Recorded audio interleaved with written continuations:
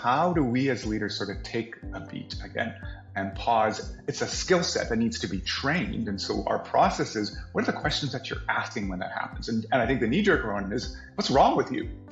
Like, why'd you do that? Like, you know something's better, or like, that's odd. Like, you think about a deficit in the other person, which can be brought from a whole host of reasons. I think this really underpins our trauma-informed approach, that we try and shift then and become curious about it. Because this behavior could be brought on by a backstory of trauma, could be brought on by experience of colonization, experience of marginalization. Maybe there's a collective reality impacting this interaction, and it's nothing to do with me or the task at hand. And so shifting from what's wrong with you to what might have happened to make this behavior make sense. Today's guest is someone I have wanted to have on the show since day one of this podcast. And so that's over a year. Nathan Gerbrandt is the Managing Director of CTRI. CTRI is the Crisis and Trauma Resource Institute. And when I was researching for my book that was released last year, CTRI had a book called A Little Book About Trauma-Informed Workplaces. And it was such a helpful resource for me. And so bringing Nathan onto the show today, we are going to talk about the work that CTRI does, the philosophy behind their work, and 5 principles or 5 areas of focus. We're going to talk also about these learnings that they have had at CTRI and how they can apply to those of us who might not be in helping professions. But I would actually venture to say that if you are leading people, you are in a helping profession because you are helping people get results. But that might be a little bit of a stretch. But we're going to talk about how their insights and their work at CTRI have now extended to learnings that can be applicable to those of us in workplaces and to help us build our internal cultures to be care-based and care-focused. So excited to have Nathan on the show. I hope you enjoy this as much as I know I'm going to enjoy it. Hello, Evolve listeners, Evolve community. You might be watching this too.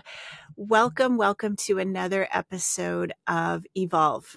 And our guest this week, I'm so excited to talk to him. His name is Nathan Gerbrandt. Nathan, welcome to the show. Thank you very much, Carolyn. It's great to be here. I've had the privilege of listening to a few of your episodes, and it's an honor to be part of this conversation where we bring together workplace culture, leadership, and appreciating sort of the impacts of trauma and mental health on all of us and in our workplaces too. So thank you. Thank you for having me. Well, and when I opened up the show, I shared with everyone how you are a big part, the managing director and one of the owners of the Crisis and Trauma Resource Institute, which we will refer to as CTRI from here on forward. And all of you at CTRI have always been a resource for me. And in fact, when I was writing my book and I started doing my research, CTRI was the first resource in Canada that came up when I started doing that. And so your workbook was a big source of inspiration. And also it was inspiration, but it was just a good reminder that I'm amongst people who really want to bring and see some evolution in our workplaces. So I just wanted to start off by letting you know that the work that CTRI does really helped me. And I'd love to start off, Nathan, by having you share a little bit with us about what CTRI is and your purpose, and then we'll get into Achieve, which I know is sort of a subsection of CTRI. Yes, thank you. And yeah, we're always playing around subsection, kind of partner, marriage. It's a fun game as we have these two organizations that we're bridging, and bridging is a common theme for me in my life and working here at CTRI. But I think really what inspires us, what kind of defines us, is we are a values-driven organization that has a vision, and we like to think grand. We like to think big. We envision a world where everyone is trauma-informed. Yeah. And that then permeates how we host our meetings, how we hire staff, how we create content, resources, bring a voice to the world, offer supports, give guidance, everything we do to how we walk through space, how we set up our offices here, and frankly, then how we think about the workplace. And Right. you know, to mention Achieve, we have two divisions. One that is more topically focused on mental health resources, trauma, counseling resources, helping tools for helping professionals. And helping professionals being like, can you just define what a helping professional is? Absolutely. I mean, it's people who are in kind of I mean, it's pretty broad, but a service capacity that can be also in, you know, as a teacher, you're offering education curriculum to students so that you are bringing tools within your vocation to educate, to consider classroom management. And so how do you think through the trauma realities within your classroom, Right. classroom management, but also frontline staff that are working with vulnerable populations? So that's the wide swath of CTRI. I mean, that also stretches. We also offer a lot of de-escalation training. So anytime if you're in retail and you're serving customers and there's interactions that don't go smoothly and there's trauma backstories there and there's heightened emotions, and how do Right. we keep ourselves safe in those interactions? So how do we navigate those without judgment, through curiosity, to bring those strategies into our workplaces? And so that's the CTRI kind of community, if you will, how to get better at your role and your responsibilities within your role. But what I really feel is that it's sometimes it's a little incomplete, because we all have to then navigate ourselves with our colleagues and within our workplace culture when we're not client serving in some capacity. And that's where I think Achieve comes in so well as a bridge to that, which focuses on, and the vision for Achieve is that everyone should be able to like where they work. And so how do we find workplace culture where people feel belonging, have connection, feel fulfillment in their role, and have leaders then that can create environments that do that? And so Achieve is a center for workplace performance, excellence, and culture change. And so you started off directed and your resources being geared towards helping professionals. What have you seen in terms of this evolution of trauma-informed being a recognized concept in workplaces? I mean, you've been around when did CTRI start? When were their Started about origins? 16 years ago. What is it? 06? Like, Yeah, no one was around talking that. about trauma-informed leadership overtly. I mean, I don't remember seeing anything about that in maybe in the education or maybe in the medical sector. But what have you seen, and why is it starting to permeate into workplaces and how we interact together? I'll be honest, our discussions on trauma informed and the focus on that really is a later kind of applying language to, I think, what was happening already in many respects. And frankly, we wrote our book during the pandemic and Okay. considered how we envision a world where everyone is trauma informed. And much of the learnings actually were taken from public health policy. And so to think broad and to think that there are tangible ways that we can think through the spread of viral transmission of COVID and equating that to trauma in some ways, that there is a natural transference that happens when people are traumatized, and it lives in their bodies and it comes out in their behaviors and actions, and then we react to that. And anybody who spends 15 minutes with a crying baby, and I have 3 kids, and I remember consoling them at night, and the emotional impacts that you take on when you're trying to console somebody that's going through colicky behavior. And so the emotions transfer, it goes in our central nervous systems and they transfer. And that happens in our workplaces as well.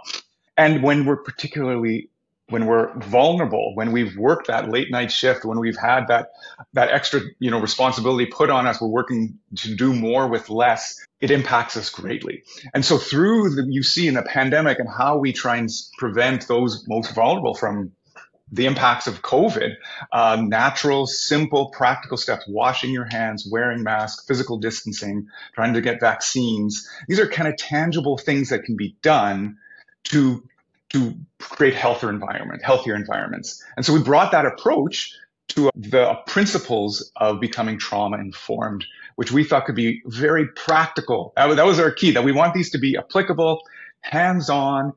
We do not need to create armchair psychologists. You do not need to be a trauma specialist. Everybody doesn't need to be a therapist, but within our workplaces, we can also work to reduce the impacts of trauma and create healthier environments where trauma doesn't live as actively. And so that we created 5 principles of trauma-informed workplaces that are that we can highlight and find tangible, easy steps to operationalize those within your workplace. And just simply, those 5 principles are promoting awareness, Yep.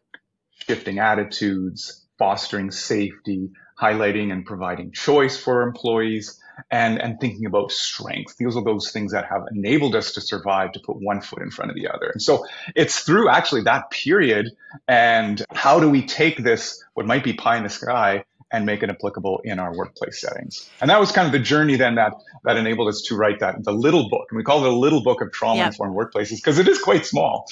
It's 60 pages. Yep. And it's 3-5 inches. I read it, and that was the resource that I found when I started working on my book. And it's interesting to hear that it was co-created during the pandemic, because one of my responses to the pandemic was, this isn't my first pandemic. I'm going to be fine and like hunker down. Now, why did I use that word pandemic? Because I wasn't around in the early 1900s when there was, that pandemic. But the aha for me at that time was, I didn't know that the word trauma meant what it actually meant. And so that word wasn't even in my vocabulary to say, this isn't my first trauma. This isn't my first sort of collective experience of pain and suffering. And so that was a big reason why I wanted to be more overt about talking about trauma-informed leadership in our corporate spaces. Because I thought, wow, if I don't understand what that word is, and I consider myself the average educated white person, imagine how many other people don't truly understand how our trauma, and let's just be clear, trauma is I'll use a really simple definition, but an emotional wound that we weren't able to process. And it gets stored in our body. And I did not realize until I started doing the research, your, CTRI's handbook to start with, at how important that was to be able to talk about in our workplaces. So, thank you. Thank you for bringing that work and being a pioneer in this space. Well, and further to that I like the word wound. There's a few words that really I think come to mind, and I like just simple entry into that, like just simple words. We don't have to go a big treaty or a treatise or something, but wound, disconnection. And It's not the event. It's not this experience of abuse, fire, loss of a loved one. It's what you carry with you.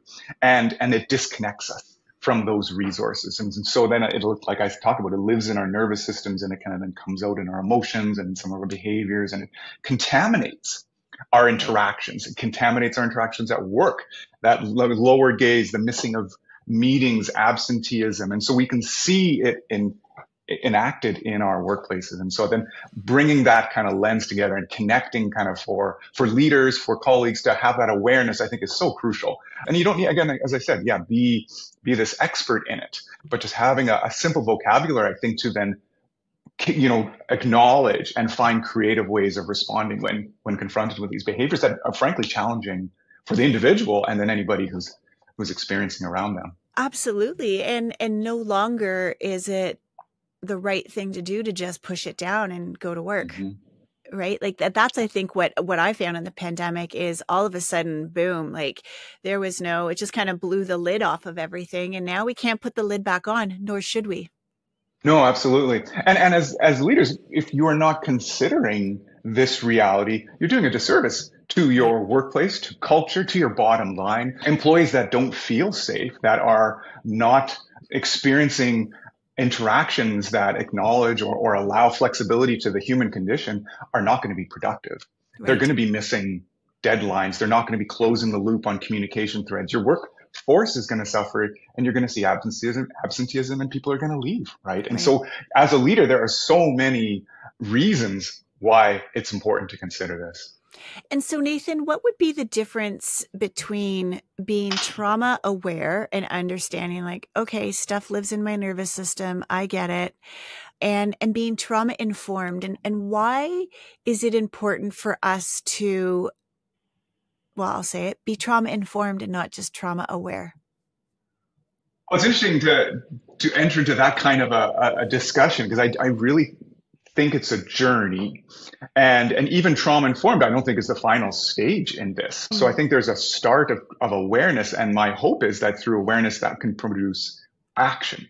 But it doesn't. And my master's social work thesis was all about attitudinal change and how actually to promote change, we need both awareness, we need action, behaviors need to do something, and we need relationship. So you need some kind of connection.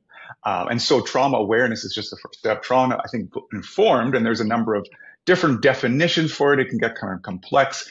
Our 5 principles, I feel, are the simple way into that. Awareness, attitudes, considering safety, considering choice, and highlighting strengths. And I think they sound very simple, but it's crucial that I think we include all of them, because just being trauma informed, I think, does almost a bit of a disservice, if I might even go there, that we over focus on the trauma. And no one wants to be known for their backstory. Right. There's an important element of appreciating and being curious, but then we're also respecting that that's your story and you have your own voice and your own place and right and time to tell that. And so how do we look, and there's new language coming on healing-centered journey, and how do we look to post-traumatic growth and highlighting the identity that people want to highlight for themselves. And so that's where I would speak about this journey. And I think it's important that we are open to then that and for people to define their culture, their identity in the way that makes sense for them. And as leaders, I think it's our opportunity and our responsibility to then provide forums for that to happen, for people to acknowledge those strengths as well, because people often don't see those. Yeah, no, I really appreciate what you're saying, because I know when I read over the those 5 things when I was reading your handbook, I was like, yeah, I get it. Like that was my first sort of reaction. I was like, wait a second, Carolyn, go back and look a little bit deeper. There's something deeper there. So I really appreciate you saying that, because, having been one of those leaders in a workplace, it's like, yeah, okay, I get it. Like, that's good. I got things I've got to go do and, objectives to accomplish. Mm-hmm. I don't have time to add this on top of my long list of priorities, right? And, when you see that one as well about, focus on strengths. Yeah, okay, I get that. Strengths-based leadership. Like I do that. I think, well, one, we don't want to dismiss it because it's the synergy of all of those things together. I think that's really important. And the piece for me that I think we can continue to build our skills in is around the safety and choices piece. Can you talk a little bit about those 2 in particular and how they're related? Sure, absolutely. And I think those 2 in particular, if we cycle back to an adverse experience, and in the language of trauma, people say a trauma event or trauma experience, the fire, abuse, pain, feeling overwhelmed by some event. What happens there is there's a threat to himself. I don't have choice. I've lost control. And so how do we in our workplaces provide ways to give that back? Choice and control. So that there's sort of that root that comes from that initial experience. And same with safety. I do not feel safe. So one of the most practical things that organizations can do is to provide emotional, physical, relational safety for people within the workplace. And this is the one, like, I think we all have, I have 3 children. We have our favorites, or we stay away from our favorites, but I have a favorite principle, if you'll allow me, and that is safety. Because I think it's so crucial. And I speak a lot from my backstory about building bridges and finding connection. And the way to achieve safety is through connection, because safety happens in relationship. You can't mandate safety. You can't force it. You can't just say there's a policy, send out a memo. You have to consider the people that are part of the scenario and listen within that. And so that's where that choice piece, and these principles are not silos. I'm glad you brought those 2 together. That's quite astute of you, that then they can have a voice within how we are co-creating safety within our organization. We obviously need to think about the physical, handrails, ramps, walk at night experiences, training to understand the interpersonal interactions, to de-escalate and all of that. But then we also need to think about individuals and their flow and emotions. And so for my research into this book, we did quite an involved lit review, and there's 3 key elements to safety. And you've read the book, so you probably know where I'm going here. There's 3 go-tos of safety that I think I love, that are just so simple. And safe organizations, trauma-informed organizations, I consider safety, have go-to leaders.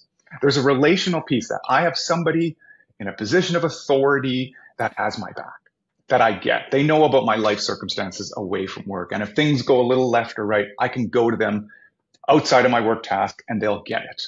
and it's an easy flow. And so how do we as leaders make sure we're fostering those, we're asking, we're learning about each other's lives, we're creating that. Go-to leaders, go-to spaces. Yep. So there's physical spaces, spaces in time. I have the luxury of an office. I can close my door if I need to decompress after a particularly difficult interaction or stressful or what have you. Not everybody has that. How do we find ways to get away to a lunchroom, a staff room, go for a walk? The time. So many of our healthcare settings, they're moving from one crisis to another. How do we stop and actually get the support that we need, decompress, find that connection point to get back to a state of readiness? But you're just going. And so places are spaces as well, and their time as well. And then go to peers. How do we build that relationship of comfort? That again, someone has my back, that I have friends. And so we actually, when we're hiring people, when we're talking about it, we actually quite lean into the word, it's okay to have friends at work. And then we as leaders then are acknowledging and allowing those conversations, those relationships to develop. That camaraderie will promote belonging and engagement, and people want to be there as well. So go to peers, go to leaders, and go to safe spaces. Produce safe work environments. Yeah, and you can see how those three elements of safety were front and center during the pandemic because they weren't Absolutely. necessarily available. And the other thing that comes to mind too is the transition or the evolution in the workplaces in terms of space. A lot of organizations went to open spaces, and there aren't places for people to go and sort of gather or contain their energy or just take a breath and take a beat. I don't really like that saying, and now we're going back into the work. Oh gosh, we could talk about this could go in a whole other interesting direction. But, when you think about this hybrid and this return to work and then the mandates that are coming out from some leaders, like you have to, that goes against everything to do with strengths, with choice, with safety, with awareness. It's like, hello, you're missing 4 out of the 5. And I know I missed the 5th one. Yeah. Well, and that reflection on the pandemic around the mandated level, and even if the science is there, but the collaborative consulting to include the voice of other people, that maybe it's going to look a little different in this setting. There's other contexts to bear. Mental health or other realities are actually maybe more prominent than viral risk. And how do we, there was just real misses in that area too. And it wasn't, again, I don't think it's the science, it was the communication patterns and the process there. But you made an interesting comment about as we shift from, we went to 100% virtual with all of our staff and then have been slowly integrating back in different configurations and saying, well, actually, we do better work when we're together.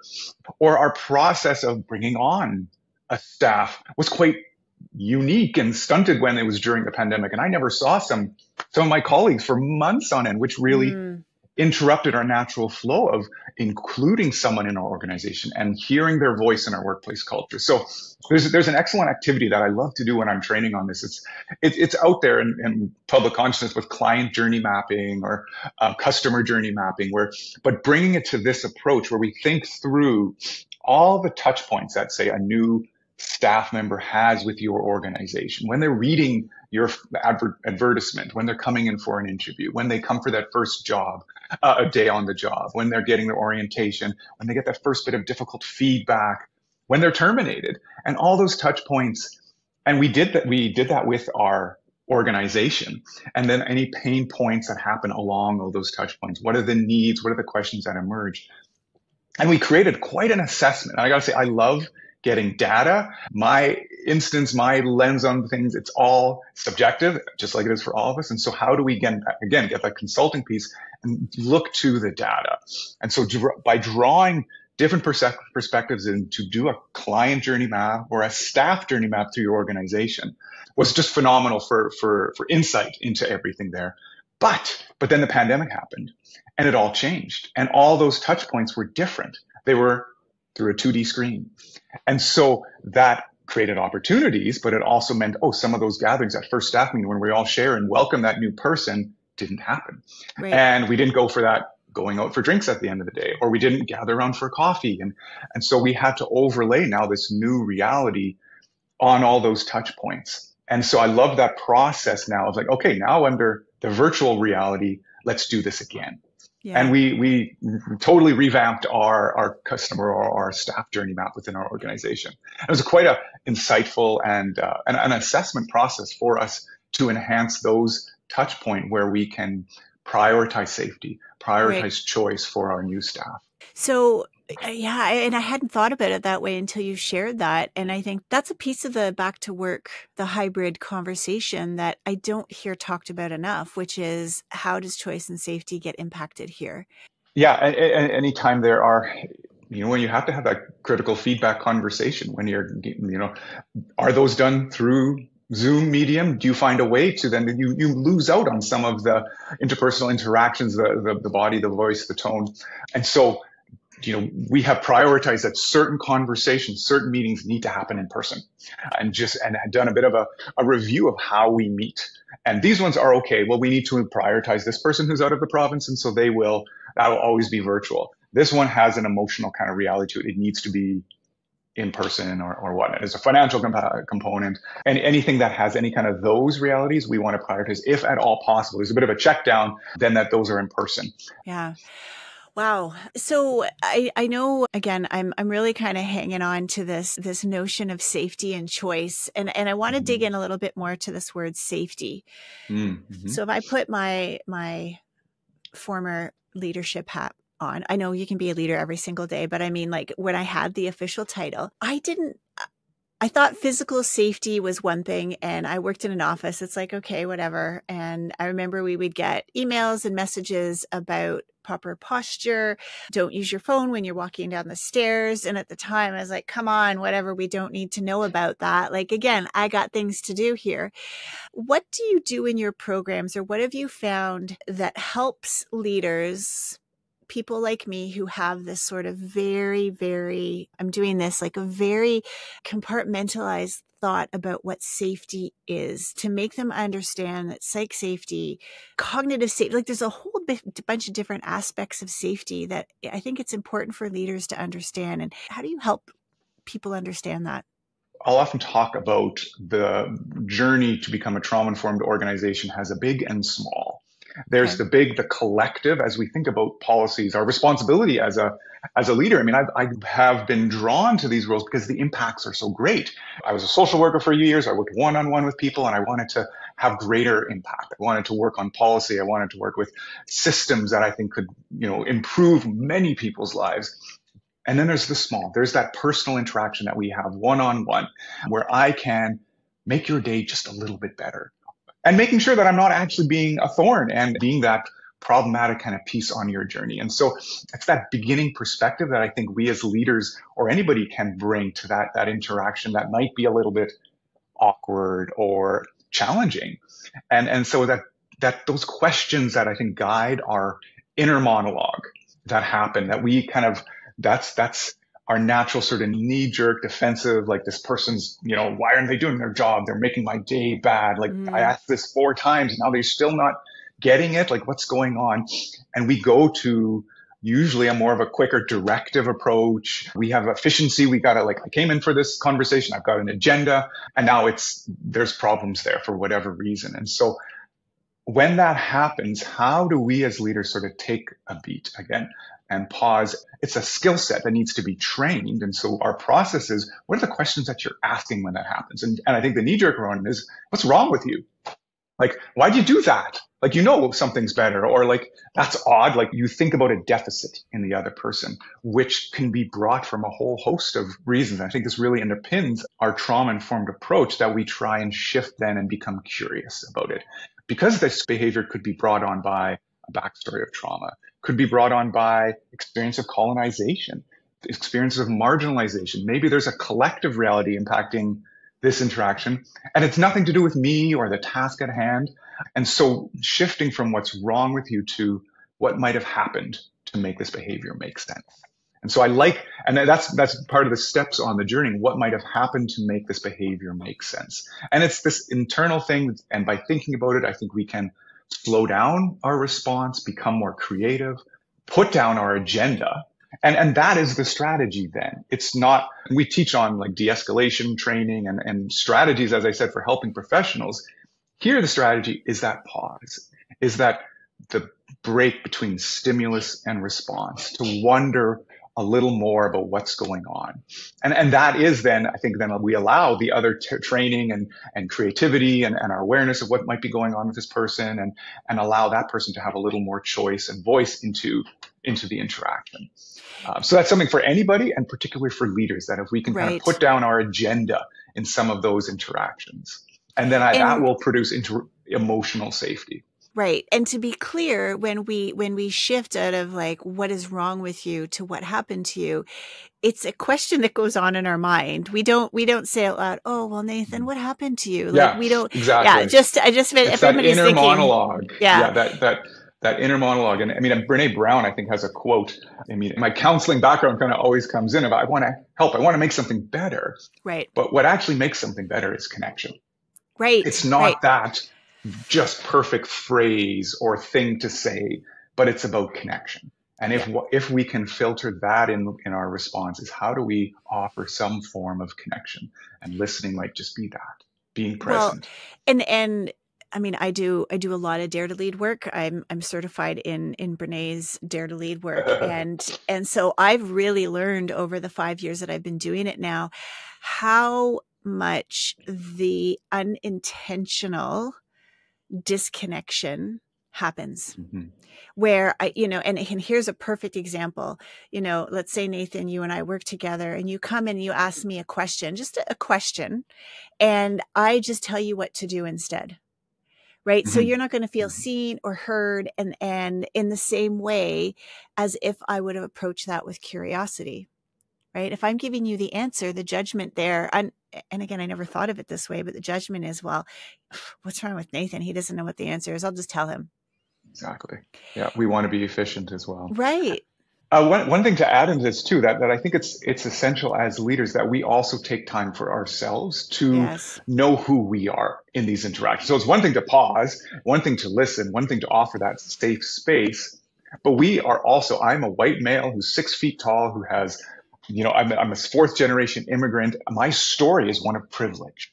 And so when I walk into rooms, when I think through policy, think through a program and how it will best have success, I think about it through that lens. And so how do we as leaders become aware, locate ourselves in our journeys, which we can't shed? I'm that regardless. But that's where coming back to that first level of awareness, and that we can then dialogue about that with our colleagues, with our peers. We as leaders need peers so that we can hold ourselves accountable, or say, hey, what do you maybe there's another way we can think about that. Maybe we need to invite someone in to give a fresh, perspective that's not included here, based on we got 4 white guys in the room. And so that's an underlying piece that I when I think about moving this journey forward to be trauma informed, we also need to think about how do we, there's a social justice, I think, component to that also enriches our organizations when we are more diverse, when we think of other opportunities to share power and privilege in these ways. And we as leaders, it has to start with ourselves.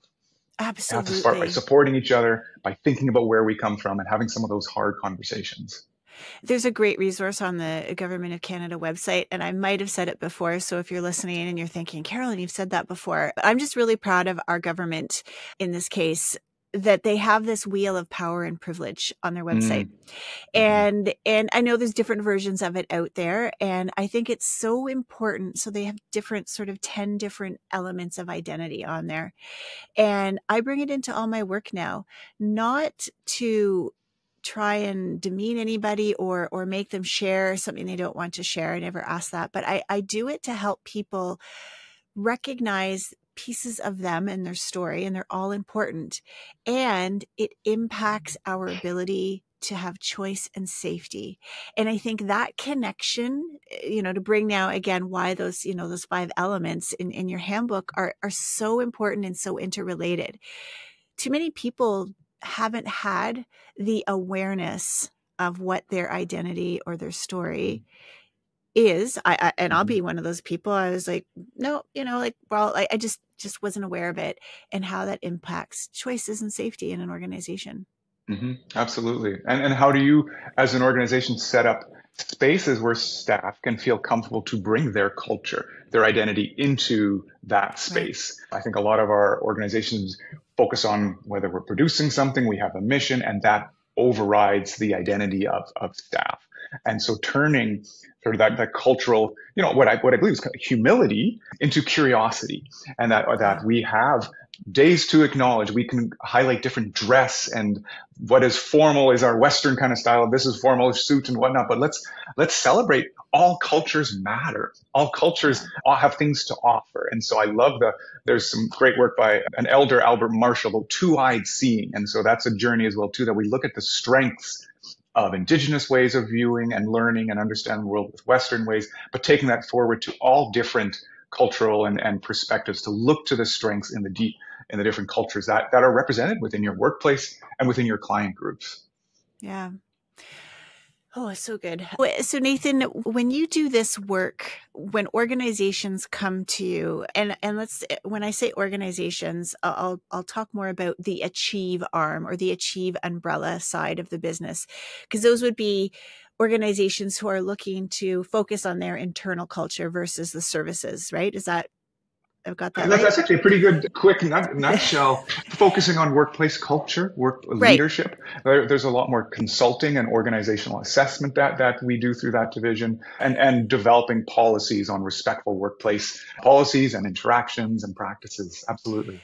And so can you tell us a little bit about a journey that you've seen an organization make? And you don't need to name who they are unless you want to, but what are some of the elements along this journey that they will take, right? If some leaders are listening now thinking, oh gosh, we've got to go on this journey, or maybe you already are on this journey, what are just some real life experiences that you could share?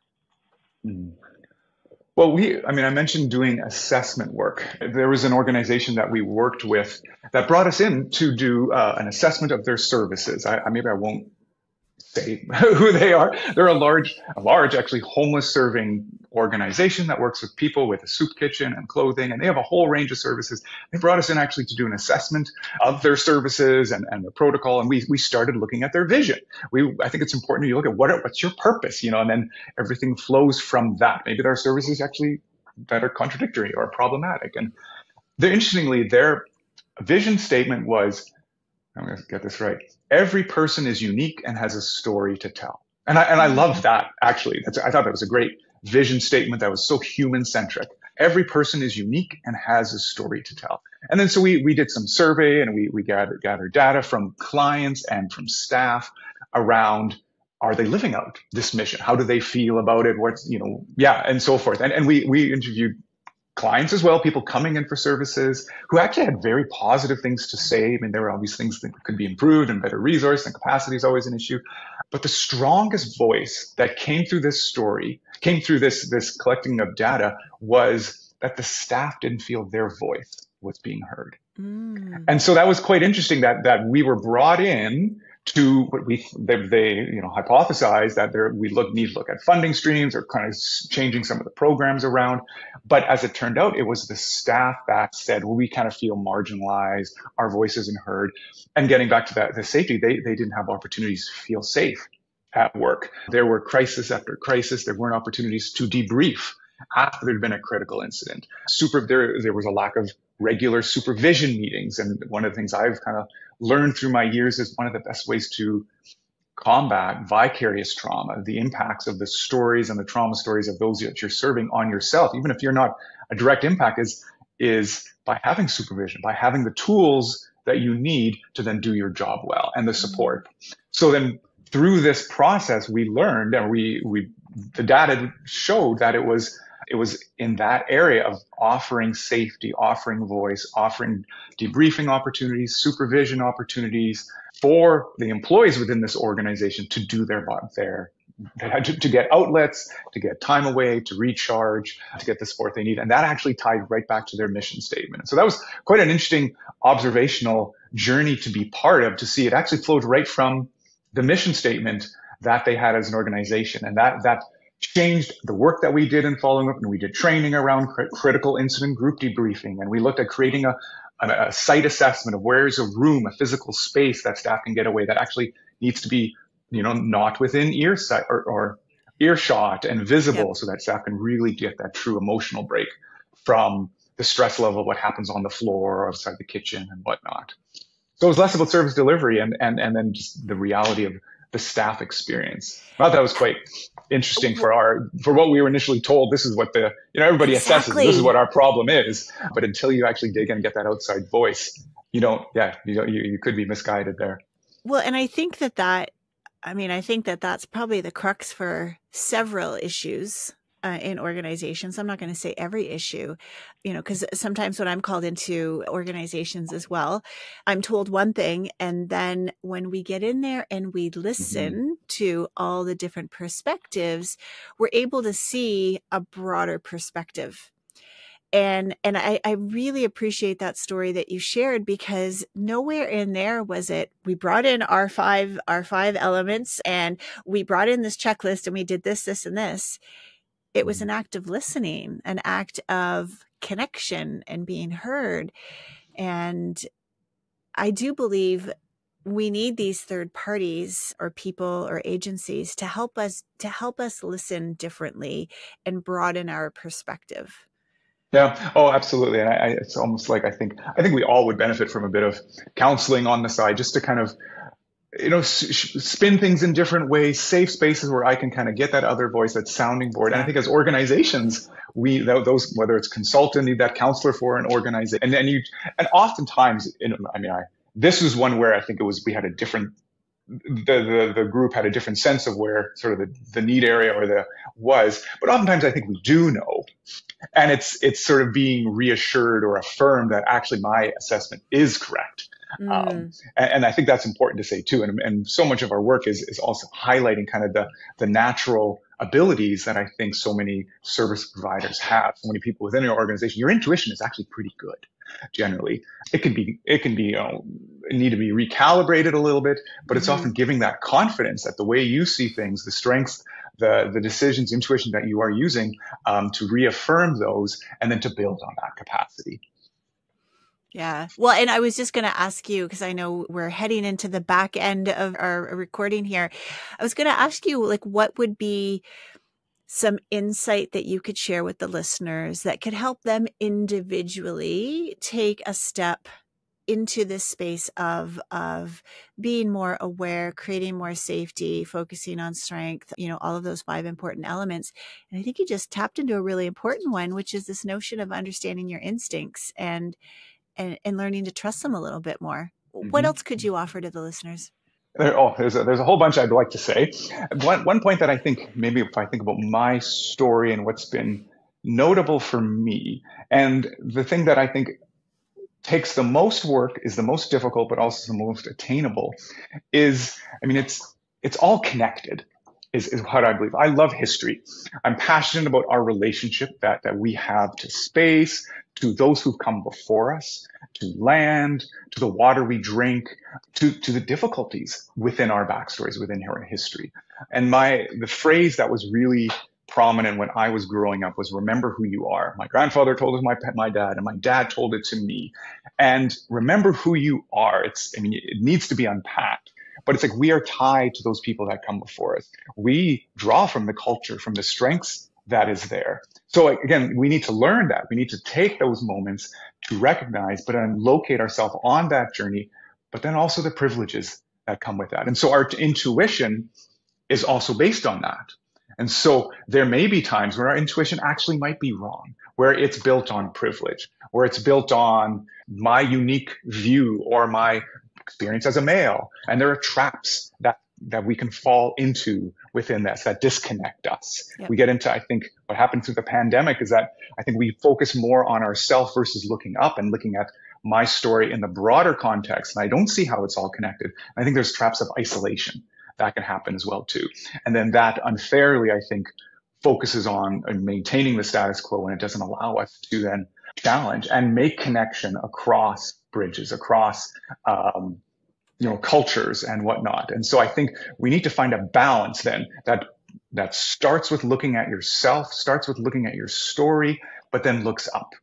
And I think when we do that and we see and we connect what our story means and wrestle with some of the difficulties within that, then we can also be confident in the strengths that we have.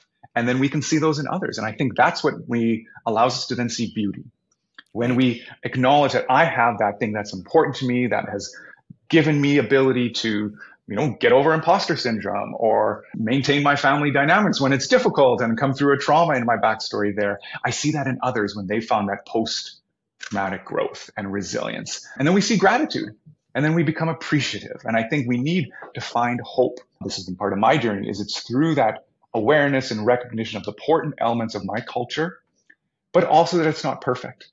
And that then impacts how I see the world, how I navigate difficult interactions, and then look at life as a gift and look at those strengths around me that I see within my colleagues, my fellow leaders, the clients we work with, and don't perseverate on those problematic little pieces that come up, but find the strengths within those interactions. And so that's been part of my journey, and it's about remembering who you are. And I'm not perfect, but there's some good things that are coming out there, and I want to make sure I know a bit about the difference between those two.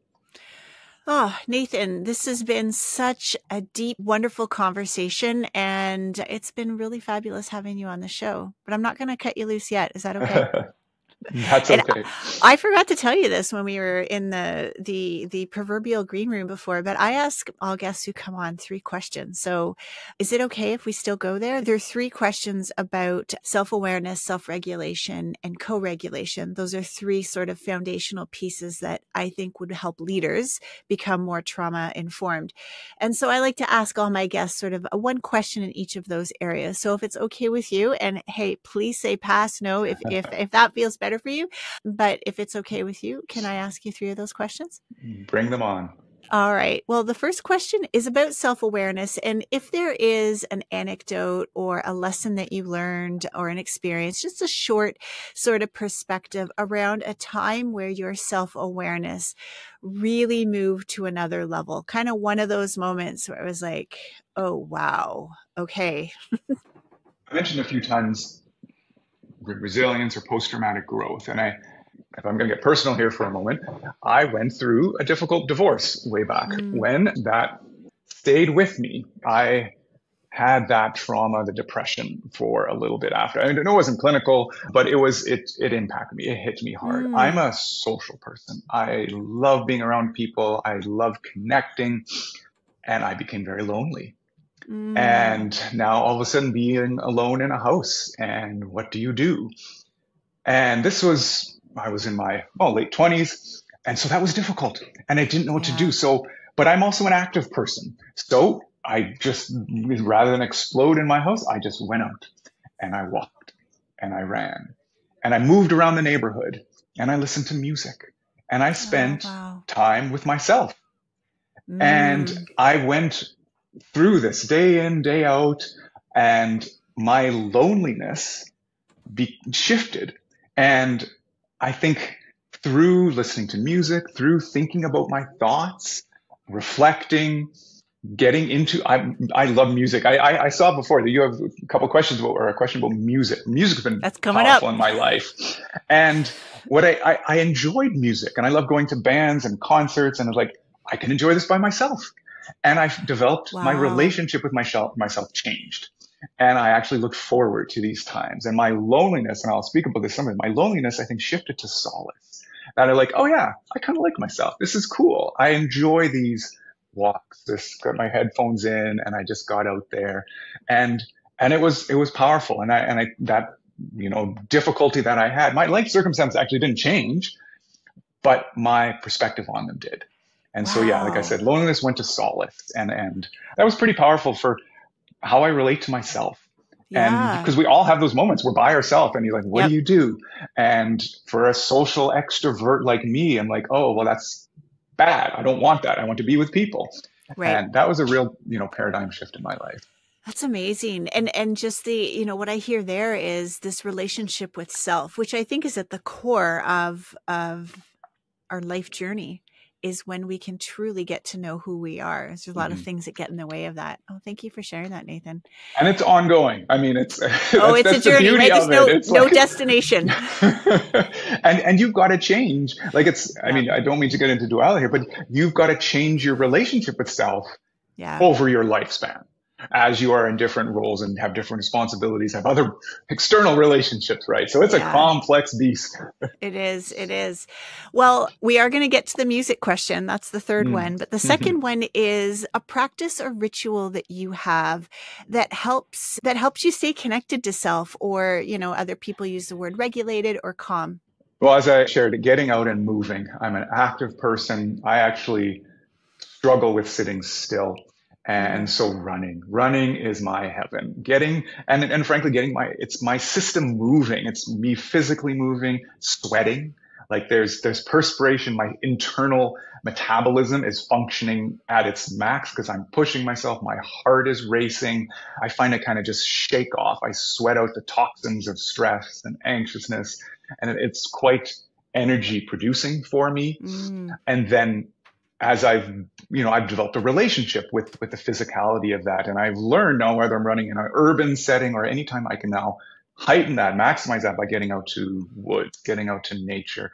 And then I don't have headphones in now. I'll walk, I'll run in forest, I'll see trees, I'll see the sun. And there's a real intentional kind of thing that happens when I get out and I do that. And it's through movement. It's through getting in touch with how my system feels at its best.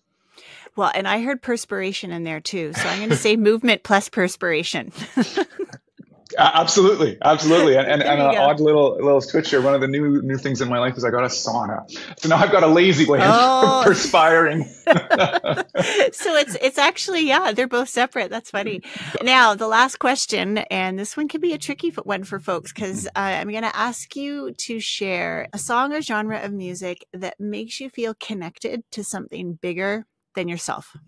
Well, when I think back, I don't have a specific song. I do have a grouping of artists and music. And so my playlist, it's very nostalgic.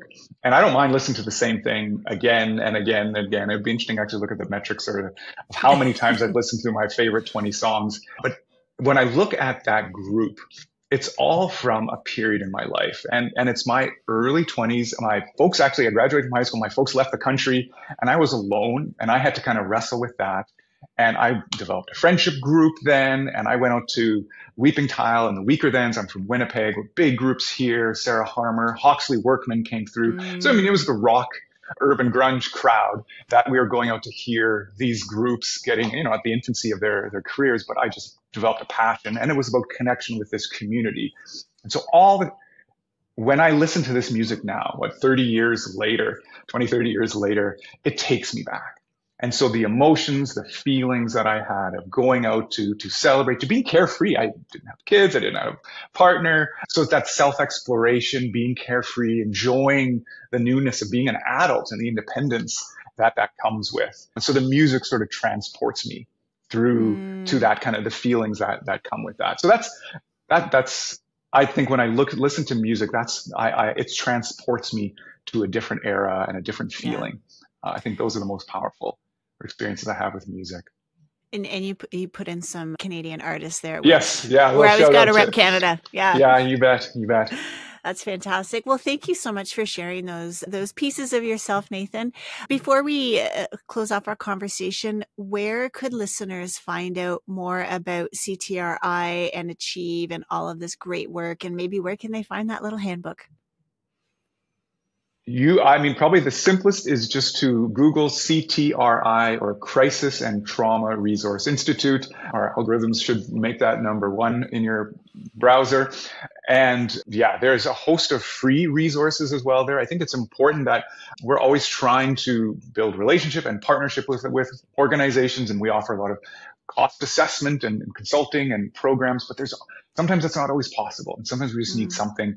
So we have webinars there, 1 hour short form versions of our workshops. A lot is focused for that helper and realizing where they're at in their journey. So some of that's on their self-care and how do we dig deeper into that journey for ourselves. So there's a lot on there. There's a free assessment as well, a trauma-informed workplace assessment that you can do. It takes, 2 to 5 minutes and you get an 8-page report. So we like to offer a lot of things that can be very tangible and accessible, that just on a few clicks away. Yep. And we'll make sure that that is in the show notes. Nathan, thank you so much for coming on the show. I hope this is not the last time that we speak, and it's been a real pleasure having you. Absolutely. It's been wonderful being here with you, Carolyn.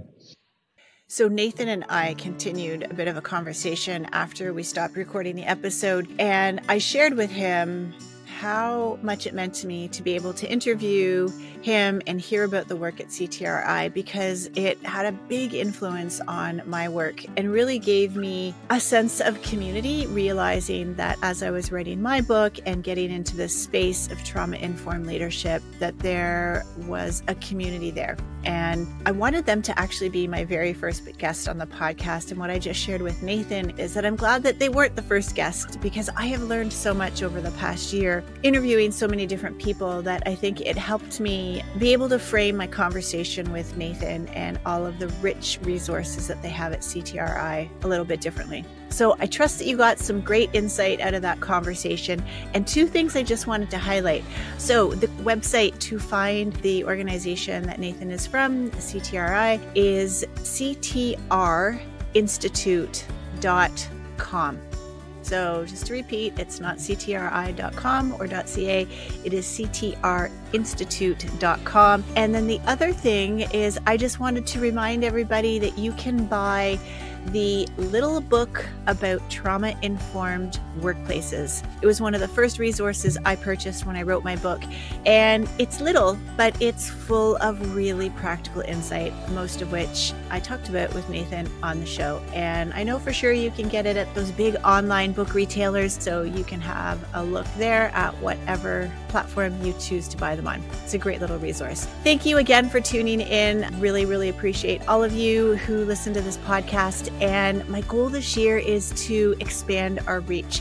We're getting more amazing guests. This work is becoming more recognized and more accepted to help leaders and help organizations be places where people, all people, regardless of identity, can be seen, heard, valued, and feel like they belong. So please, if you can, leave a review about the podcast, leave a rating, like, subscribe, share it with your friends. And hey, if you want to be a guest on the show, please reach out to me and we'll see if that can happen. You can find me at carolynswora.com. And until next week, we'll see you later.